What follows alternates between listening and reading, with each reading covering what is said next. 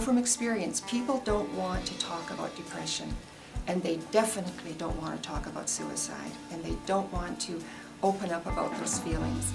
And I think that the fact that we're out there and allow people to be able to communicate in those areas, I think is just fabulous.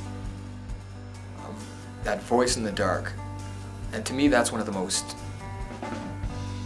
most amazing things about the Distress Line, is you're not really there to solve anybody's problems.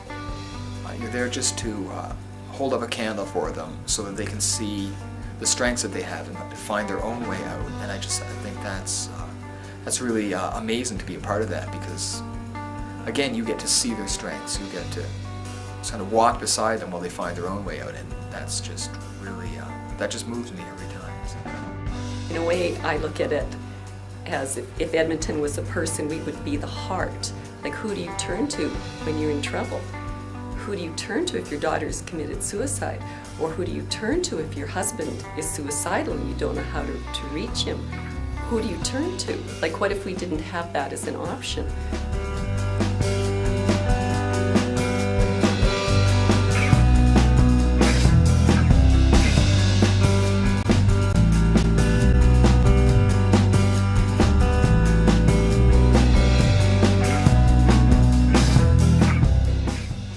With our suicide bereavement program, it can also be thought of as a prevention program in a lot of ways, because after a death by suicide, often people will feel suicidal themselves. That's a normal grief reaction.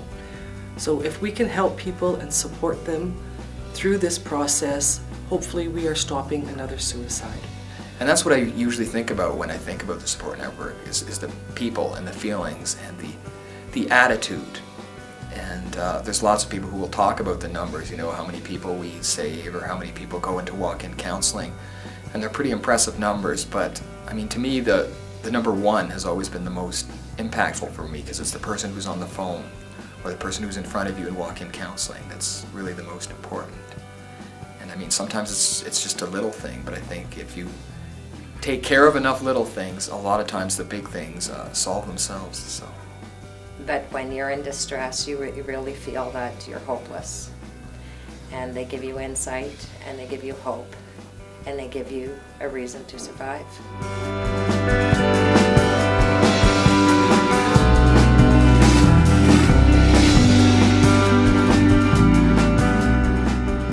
And these people, they they brighten up and their eyes start to shine.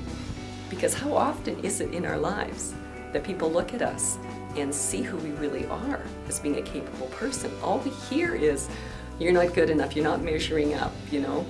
But here's a place where somebody's actually seen you and reflected back to you how capable you are. But, I mean, no problem is too trivial at the Distress Line. I mean, we've had people phoning in because they've lost their cat, and that is a loss. And then you have people phoning in with some of the most horrific situations you can imagine, and yet we're there for all of them. You know, we don't judge.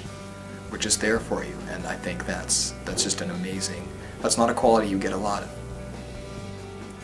If you're feeling alone and in distress and scared, there is somebody at the support network who wants to listen to you, who cares.